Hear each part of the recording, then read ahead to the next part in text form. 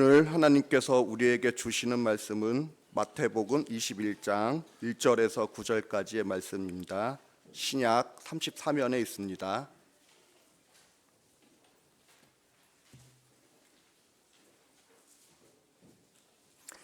그들이 예루살렘에 가까이 가서 감람산 백박에 이르렀을 때에 예수께서 두 제자를 보내시며 이르시되 너희는 맞은편 마을로 가라. 그리하면 곧 매인 나귀와 나귀 새끼가 함께 있는 것을 보리니 풀어 내게로 끌고 오라.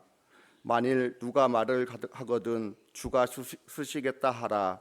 그리하면 즉시 보내리라 하시니 이는 선지자를 통하여 하신 말씀을 이루려 하심이라 일렀으되 시온 딸에게 이르기를 내 왕이 내게 임하나니 그를 겸손하여 나귀 곧 멍에 매는 짐승의 새끼를 닫도다 하라 하였느니라. 제자들이 가서 예수께서 명하신 대로 하여 나귀와 나귀 새끼를 끌고 와서 자기들의 겉옷을 그 위에 얹음에 예수께서 그 위에 타시니 무리의 대다수는 그들의 겉옷을 길에 펴고 다른 이들은 나뭇가지를 베어 길에 펴고 앞에서 가고 뒤에서 따르는 무리가 소리 높여 이르되 호산나 다윗의 자손이여 찬송하리로다. 주의 이름으로 오시는 이여 가장 높은 곳에서 호산나 하더라. 아멘. 오늘은 종려주일입니다. 예수님께서 예루살렘으로 들어오실 때 사람들이 예수님을 환영하면서 종려나무 가지를 흔들 사건을 기념하는 주일입니다. 종려나무는 대추 야자나무입니다. 그래서 영어로는 이 손바닥과 같은 팜입니다. 흔히 기쁨과 구원의 상징입니다. 근데 우리가 왜 그런지는 어렵지 않게 생각해 볼 수 있습니다. 지금 이스라엘 땅은 광야와 같은 곳이거든요. 이렇게 물이 그렇게 풍부한 곳이 아닙니다. 사막과 같이 건조한 땅이죠. 근데 그 땅에서도 잘 자라면서 수많은 열매를 맺습니다. 그러면서 일용할 양식이 되죠. 그래서 그 열매를 볼 때마다 사람들은 하나님의 주시는 복이다 여겼습니다. 그래서 사람들이 종려나무 가지를 흔들었던 것은 꼭 이때만은 아니었습니다. 그러니까 예수님을 보고 처음으로 흔들었던 것이 아니다라는 거예요. 이미 매년마다 초막절이 되면 그때 사람들은 또 종려나무 가지를 흔들면서 또 이렇게 찬송하곤 하였습니다. 그러니까 그 의미는 기쁨과 구원이에요. 특별히 광야에서 초막에 머물 때 하나님께서 우리에게 물과 만나를 공급하여 주신 것을 기억하기 위함이었습니다. 또 종려나무는 승리의 상징이기도 합니다. 그래서 전쟁에서 이기고 돌아오는 왕을 맞으면서 또 종려나무 가지를 흔들곤 하였습니다. 특별히 이때 사람들 한번 생각해 보면 200년 전에 헬라의 군대를 다 이기고 이제 예루살렘에 입성했던 유다 마카비를 떠올렸을 것입니다. 그때도 똑같이 종려나무 가지를 흔들었거든요. 우리가 잘 아는 공간복음에서 예수님은 이제 갈릴리에서 사역을 시작하셨고 또 그곳에서 사역하였습니다. 그리고 사역하시는 내내 하나님의 나라를 전하였습니다. 제가 말씀드리죠. 예수님의 주제는 하나님의 나라다. 첫 말씀 기억하실 텐데요. 때가 찼고 하나님의 나라가 가까이 왔으니 회개하고 복음을 믿으라입니다. 이제 오늘 연합예배라서 우리 교육부서 친구들까지 함께 예배를 드리는데 우리 친구들은 이제 새로운 학교 또 새로운 학년 또 새로운 반에 적응했는지 모르겠습니다. 엊그제 계약한다고 했는데 벌써 한 달이 지났습니다. 근데 제가 우리 아이들 보면서 드는 생각이 요즘에는 학교에서 숙제를 안 내주나 싶습니다. 제가 꼰대라서 하는 말인데요. 라떼는 말이야 이런 거 있잖아요. 방학에 만들기, 그리기, 그리고 독후감, 일기 숙제는 꼭 있었거든요. 그래서 개학이 가까워지면 밀린 숙제하느라 정신이 없었습니다. 특별히 일기는요. 그냥 우리 암기에 작문 실력이 더해졌습니다. 그래서 지난 한 달 동안 있었던 일을 기억하고 이제 거기에 제가 상상력을 더해서 내가 보낸 날들이 아니라 내가 보냈을 법한 날들을 나름대로 이렇게 만들어내는 거죠. 어쨌든 그런 이 개학이 가까워지면 가까워질수록 그런 일들을 하느라 분주했습니다. 근데 요즘에는 방학할 때나 개학 전날이나 다를 게 없는 듯 합니다. 그냥 너무 편하네요. 우리 아이들만 그렇습니까? 예수님이 선포하신 하나님의 나라가 이와 같습니다. 그동안 방학이었다면 이제 개학이 얼마 남지 않은 거예요. 그럼 개학을 준비해야 되지 않겠습니까? 방학 때랑 똑같이 살 수는 없습니다. 그래서 일찍 자고 일찍 일어나야 하고 또 생활 태도부터 많은 것을 바꿔야만 합니다. 마찬가지로 하나님의 나라가 가까이 왔으니 예수님께서 회개하라 말씀하십니다. 그러니까 회개는 방향을 바꾸는 일이에요. 이전의 삶에서 돌이키고 지금까지와는 다르게 사는 일입니다.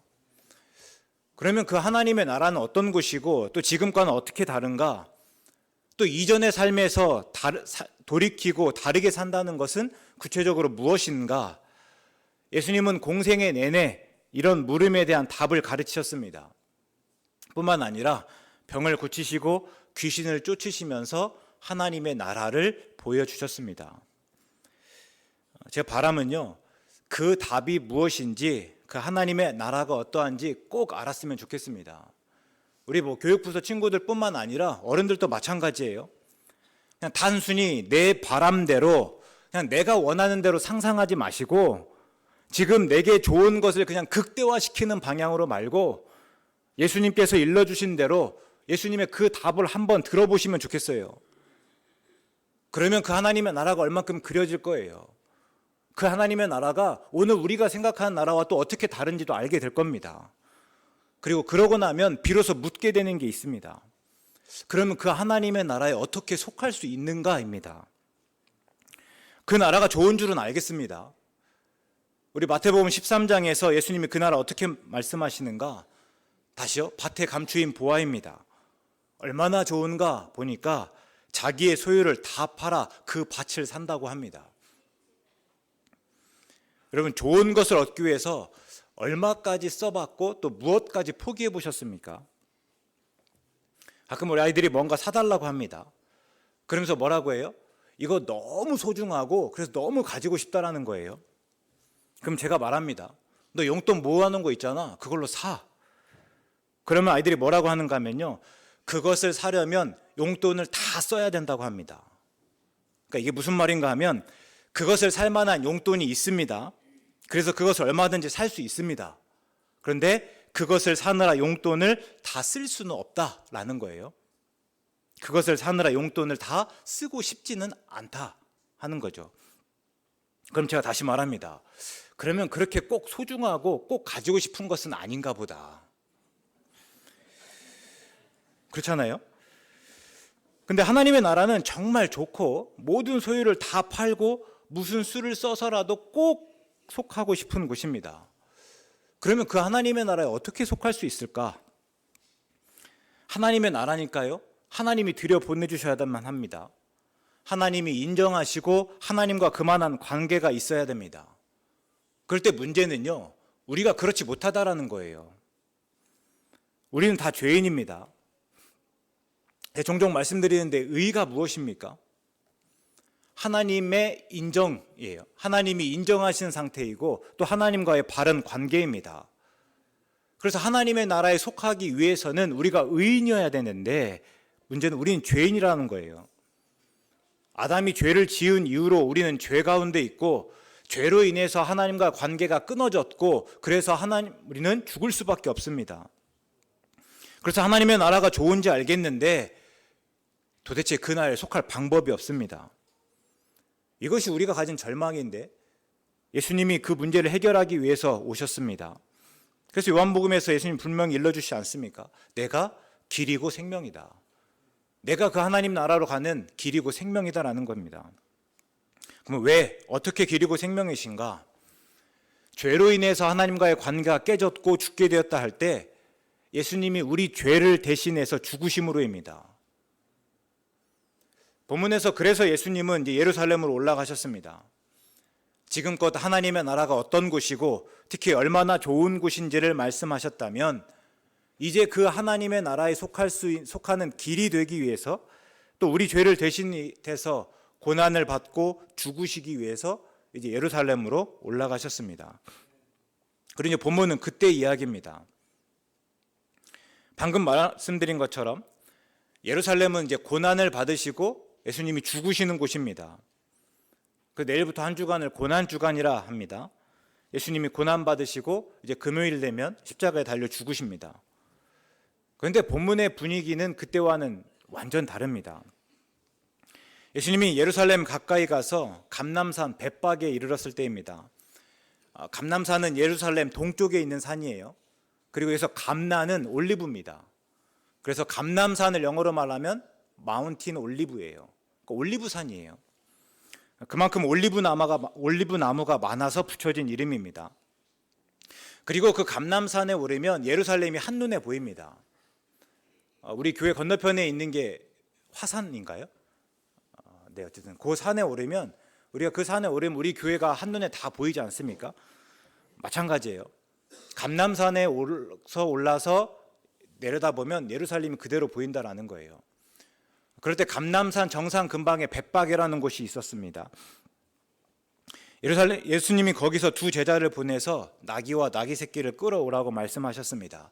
그리고 이제 예수님께서 거기서부터는 나귀를 타시고 예루살렘을 향해 내려가시는 거예요.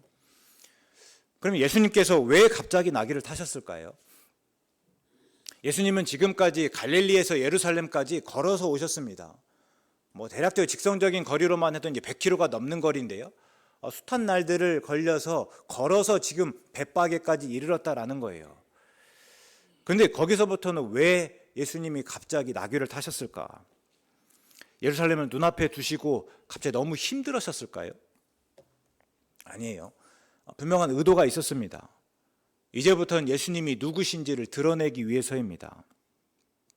그동안은 하나님의 나라가 어떻고 그 나라가 얼마나 좋은지만 강조하셨지 예수님께서 그 나라에 속할 수 있는 유일한 방법이라고는 말씀하시지 않았습니다. 예수님이 그 길 되시고 또 예수님을 통해서만 그 나라에 갈 수 있다라는 것들을 반복해서 말씀하시지 않았다라는 겁니다. 왜 그런가 하면 그것은 예수님의 죽으심과 부활을 경험한 이후로만 분명히 알 수 있기 때문입니다. 지난주 말씀드렸듯이요, 부활이 그 사람들에겐 지금 있을 거라고 상상조차 할 수 없는 일이었거든요. 그렇기 때문에 예수님께서 죽으심, 부활을 말씀하셔도 다 알아듣지 못하고 오해가 쌓일 뿐입니다. 그래서 예수님께서 이 말씀만은 마지막에 하셨다라는 거예요. 근데 이제 죽음을 앞두고 그 말씀을 하실 때가 되었습니다. 이때 나귀를 탄 모습은 성에 들어가는 왕을 패러디한 것과 같습니다. 꼭 왕이 아니더라도 당시 총독이 이런 모습으로 예루살렘에 들어왔을 것입니다. 명절이 되면 예루살렘에 평소보다 6배 되는 사람들이 모이곤 했습니다. 그러니까 평소에 예루살렘에 3만 명이 살았다면 이 명절 때가 되면 18만 명이 예루살렘으로 모여 머물렀다라는 것이에요. 얼마나 붐볐겠습니까? 그 사람들이 이제 모여서 출애굽을 이야기하기 시작합니다.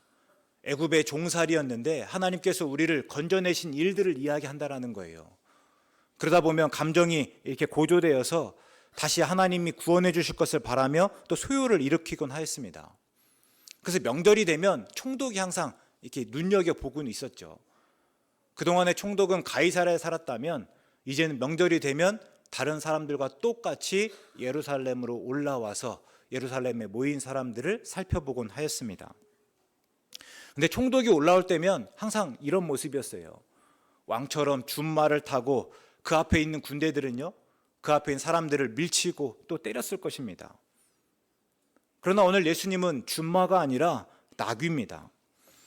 이것은 겸손과 평화의 상징이죠. 그러니까 단순히 왕을 패러디한 것이 아닙니다. 스가랴 선지자는 예루살렘에 임하는 왕은 겸손하고 평화롭고 구원을 베푸신다 예언한 적이 있는데 예수님께서 그 예언을 이루었다 하시는 말씀입니다. 요한복음 12장에서 분명히 밝히듯이 그때는 그 의미를 다 알지 못하였습니다. 나중에서야 예수님께서 나귀를 타신 것이 스가랴 선지자 예언을 이루었다라는 것을 알았죠. 그래서 요한복음 12장 16절 말씀 보면요, 제자들은 처음에 이 일을 깨닫지 못하였다가 예수께서 영광을 얻으신 후에야, 그러니까 예수님이 그때 나귀를 타고 예루살렘으로 향하실 때는 그 의미를 다 몰랐다라는 거예요. 근데 언제 알았는가? 예수님이 영광을 얻으신 이후입니다. 영광을 얻으셨다라는 것은 예수님이 죽으시고 부활하신 후입니다. 하나님의 아들이시고 그래서 하나님이신 예수님이 우리와 똑같이 되면서 하나님으로서의 모든 영광을 다 내려놓으셨습니다. 그러나 죽으시고 부활하시고 하늘로 오르시고 하나님 보좌 우편에 앉으시면서 그 모든 영광을 다시 얻으셨습니다. 그래서 요한복음에서 영광을 얻는다라고 하는 것은 예수님이 죽으시고 부활하셔서 다시 하나님 보좌 우편에 앉으신다 하는 이야기예요. 그래서 제가 몇 차례 말씀드렸지만 요한복음에서 예수님의 죽음은 한없이 슬픈 일만은 아닙니다. 동시에 모든 영광을 얻는 일이기도 때문입니다. 그 다음 말씀 보면요, 이것이 예수께 대하여 기록된 것임과 사람들이 예수께 이같이 한 것임이 생각났더라. 즉 예수님이 죽으시고 부활하신 후에야 그때 예수님이 낙이 타신 이유를 분명히 깨달았다라는 것이에요. 근데 그때입니다. 예수님이 이제 나귀를 타시고 예루살렘으로 향할 때 함께 가던 사람들이 소리치기 시작했습니다. 호산나 다윗의 자손이여. 여기서 호산나는요, 시편 118편에 나오는 소위 할렐 시편의 일부입니다. 할렐 시편이라고 하니까 하나님을 찬양하는 시편이에요. 그 중에서 히브리어 호샤나, 그러니까 우리를 구원하소서를 헬라어로 표현한 것이 호산나입니다. 그러니까 호산나나 다윗의 자손 모두 메시아를 염두에 둔 표현입니다. 이후의 고백, 주의 이름으로 오시는 이 역시 마찬가지입니다. 그러니까 예수님이 나귀를 타고 예루살렘을 향하자 함께 가던 사람들이 예수님을 메시아로 고백하기 시작하였다라는 것이에요. 메시아로 고백하면서 예수님을 환호한 것입니다. 우리 잘 알다시피 이스라엘 백성들은요, 오랫동안 메시아를 기다려왔습니다. 메시아라는 말의 본래 의미는 기름 부음을 받은 자입니다. 이스라엘은 전통적으로 왕이나 선지자 그리고 제사장을 세울 때 그 머리에 기름을 부어서 하나님께서 세우신 자다, 하나님께서 선택하신 자다라는 것을 표시하였습니다. 근데 그 이후에 하나님이 구원자를 보내시겠다 약속하셨고 이스라엘은 그 구원자를 메시아로 이해하기 시작했습니다. 그러니까 그때부터 메시아는요, 특별한 사람, 특정한 사람입니다. 하나님이 우리를 구원하시기 위해서 보내시는 특정하고 특별한 사람이다라는 거예요. 이스라엘을 구원하고 하나님 나라를 세우는 왕입니다. 그래서 히브리어로 메시아를 헬라어로 표현한 말이 그리스도다 말씀드렸죠. 그래서 메시아, 그리스도 똑같은 말입니다. 그래서 예수 그리스도라 할 때는 예수가 다름 아니라 우리가 그토록 기다려왔던 메시아입니다. 예수님이 다름 아니라 그리스도입니다 라는 고백입니다. 가이사랴 빌립보에서 예수님이 물었습니다. 너희는 나를 누구라고 하느냐? 그때 베드로가 대답하였습니다. 주는 그리스도십니다. 우리가 이 고백을 가지고 참 위대한 고백이다, 또 예수님이 그토록 좋아하셨던 고백이다 라고 말씀하는데요, 그 위대한 고백이 지금 함께하는 사람들에게서 나왔습니다. 함께하던 사람들도 그 예수님을 가리켜서 그리스도다 고백하기 시작한 거예요. 이게 본문에서 도전이 되는 대목입니다. 우리는 흔히 본문을 예수님의 입성하실 때, 예루살렘에 입성하실 때 그곳 사람들의 환영과 환호를 받았다 이렇게 합니다. 근데 본문을 자세히 보시면요, 본문은 지금 예루살렘이 아니에요. 예루살렘에 가까이 왔을 때, 그러니까 예루살렘 안이 아니라 예루살렘 성 밖에서의 일입니다. 그리고 그때 예수님을 환호한 무리는요, 예수님과 함께 예루살렘으로 온 사람들입니다. 그러니까 예루살렘의 사람들이 예수님이 오시는 것을 맞은 것이 아니라 아직 예루살렘에는 이르지 않았고요, 예루살렘에 지금 예수님과 함께 가던 사람들이 예수님을 환호하였다라는 것입니다. 그럼 그 사람들은 누구인가? 대부분 갈릴리로부터 예수님과 함께 순례를 시작하였고 일부는 예루살렘으로 오는 길에 합류한 사람들입니다. 우리가 잘 아는 삭개오 이야기 한번 떠올려 보겠습니다. 예수님이 여리고에 오실 때입니다. 근데 그때 어땠다라는 거예요? 이미 수많은 사람들로 인해서 둘러싸였다라는 거예요. 그러니까 예수님께서 여리고에 와서 삭개오를 만나고 삭개오에게 그런 일들 행하였을 때 그때 비로소 사람들이 모인 것이 아니라 이미 예수님이 수많은 사람들과 함께 몰려오고 있었다라는 거고, 그래서 키가 작은 삭개오가요, 그 예수님을 볼 수 없기 때문에 어떻게 했습니까? 돌 무화과 나무에 오를 수밖에 없었다라는 겁니다. 또 보면 바로 앞에 20장 29절에서도 예수님이 여리고를 떠날 때 큰 무리가 예수님을 따랐다라고 기록하였습니다. 그러니까 오늘 본문에서 예수님을 메시아로 주의 이름으로 오시는 이로 환호했던 것은요, 계속 예수님과 함께 해왔던 무리들입니다.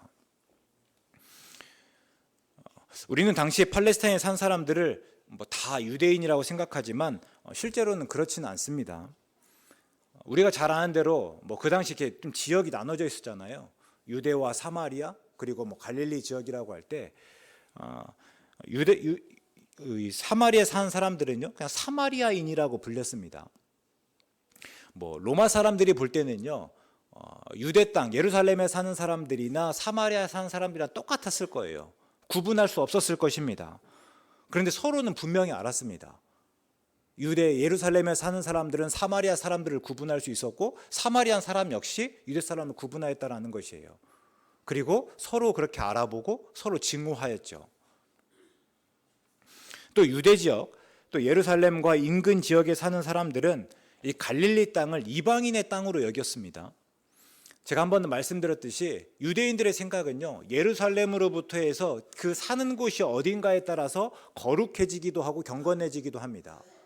그러니까 예루살렘에 가까이 사는 사람들일수록 더욱 거룩한 사람들이고, 예루살렘으로부터 멀어진 사람일수록 덜 거룩하지 않은 그런 사람입니다. 그럴 때 유대 지역에 사는 사람들은 이 갈릴리 지역은요, 이방인의 땅으로 여겼다라는 거예요. 그러면서 그곳에 사는 사람들을 유대인이라 부르지 않고 갈릴리인이라 불렀습니다. 우리 조선시대로 한번 말해보면요, 그냥 만주 지역에 사는 조선인 정도로 여겼다라는 것이에요. 당연히 호의적이지 않았겠죠. 특별히 갈릴리는 독특한 형태의 아람어를 말했습니다. 그러니까 똑같은 아람어를 쓰지만 발음이 또 달랐어요. 그래서 유대인들은 갈릴리 사람들을 시골뜨기라고 경멸을 하였고, 또 그들을 경건하거나 또 거룩하지 않은 사람들로 그렇게 여겼습니다. 그래서 예수님이 갈릴리 가버나움에서 살고 그곳에서 사역을 시작하실 때 마태가 이사야 말씀을 인용하면서 어떻게 이야기하는가 보니까, 이방의 갈릴리가 영화롭게 되었고 흑암에 앉은 백성이 큰 빛을 보았다. 그러니까 갈릴리를 어떻게 보는가? 이방의 갈릴리라 말하였고요, 그곳은 그동안 흑암에 있었던 곳이다라는 겁니다. 근데 예수님으로 하여금 그곳에 빛이 이르렀다라는 것을 말하고 있습니다. 한번 볼까요? 이게 4장 15절과 16절의 말씀입니다. 스불론 땅과 납달리 땅과 요단강 저편 해변길과 이방의 갈릴리여, 흑암에 앉은 백성이 큰 빛을 보았고 사망의 땅과 그늘에 앉은 자들에게 빛이 빛이었도다. 이게 갈릴리에 대한 인식이었습니다. 또 오늘 우리가 찬송을 통해서 듣기도 했지만, 마태복음 26장에서 베드로가 대제사장 뜰에 있을 때 한 여종이 베드로를 가리켜서 예수님과 함께 있었다 말하잖아요. 그때 특별히 그렇게 알아볼 수 있었던 까닭이 무엇입니까? 그 말투예요. 그 말투를 보니까 네가 갈릴리 사람 이 예수와 한패다라고 말했던 것입니다. 그럴 때 본문에서 예수님을 환호한 무리는 바로 그 갈릴리 사람들입니다. 자칭 유대인, 그러니까 스스로 가장 거룩하고 경건하다고 여겼던 예루살렘 사람들이 아니에요. 별 볼 일 없고 하찮은 사람들, 최대한 순화해서 말하면 내세울 것 없고 그냥 지극히 평범한 사람들입니다. 근데 그들이 예수님을 메시아로 선포했습니다. 별 볼 일 없고 지극히 평범한 사람들이, 그 사람들이 예수님을 메시아로 선포하였다라는 것이에요.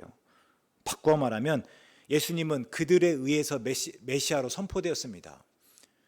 오늘 본문 말씀 보면요, 예수님은 나귀에 타셨을 뿐 내가 바로 그 메시아다 그렇게 말씀하시지 않았어요. 지금까지 예수님은 늘 말씀하시는 분이었는데, 오늘 본문에서만큼은 그 말씀을 누구에게 내어주는 겁니까? 함께 하던 무리들에게 내어주는 겁니다. 그리고 이제 그 무리들이 예수님이 누구인지를 고백하는 거예요.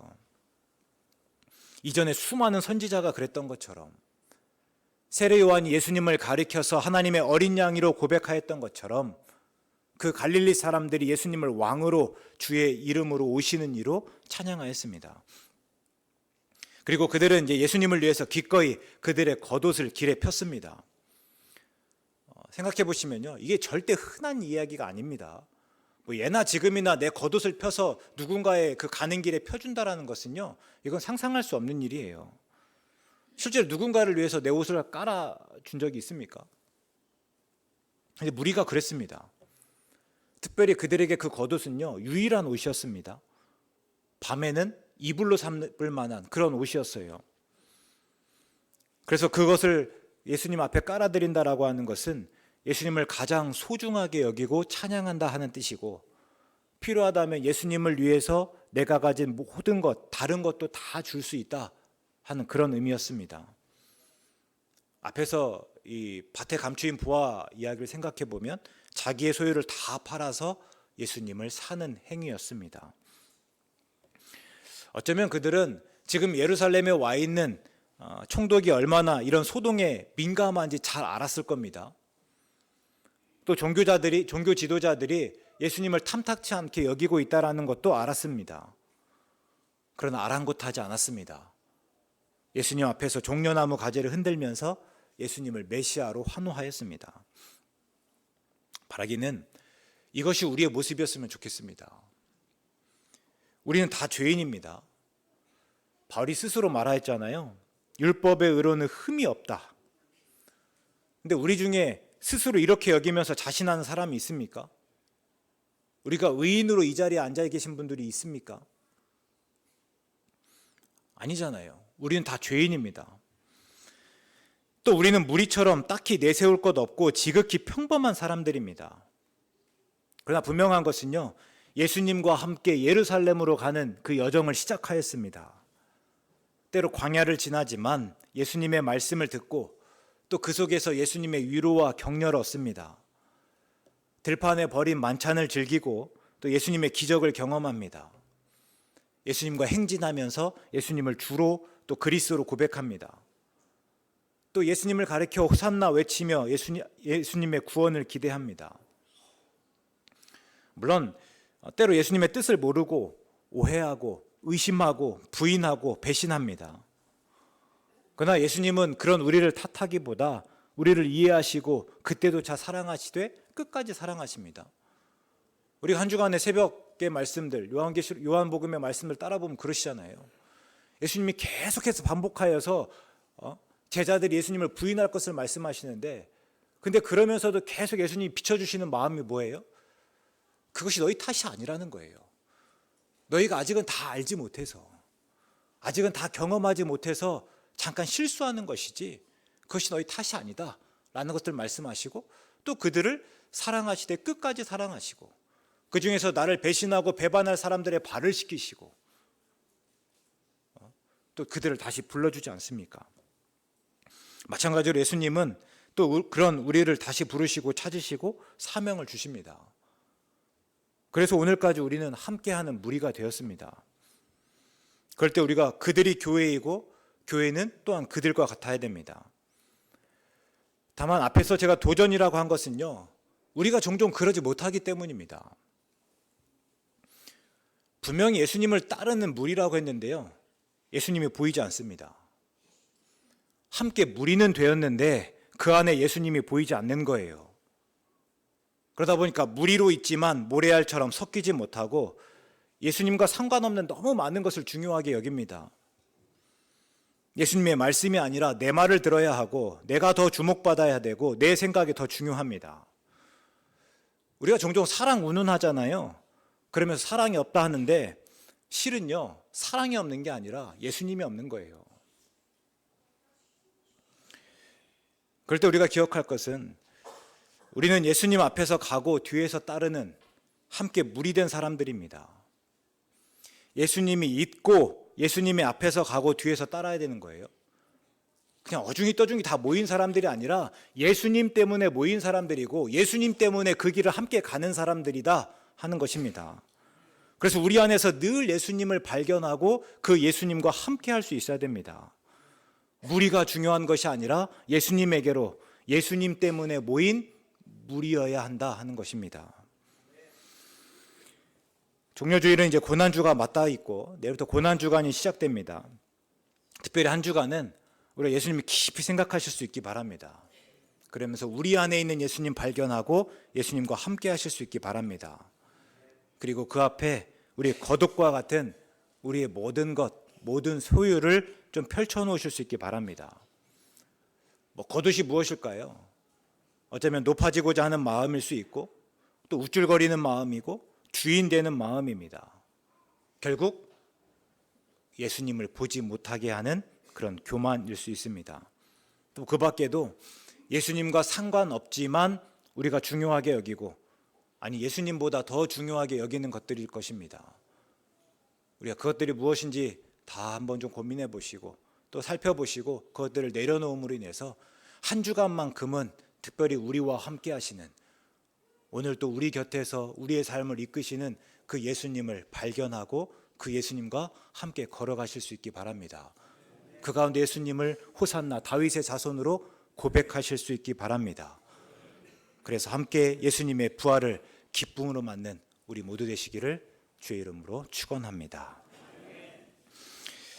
사랑의 하나님, 예수님이 예루살렘에 들어가실 때 그 옆에는 갈릴리에서부터 함께 온 무리가 있었습니다.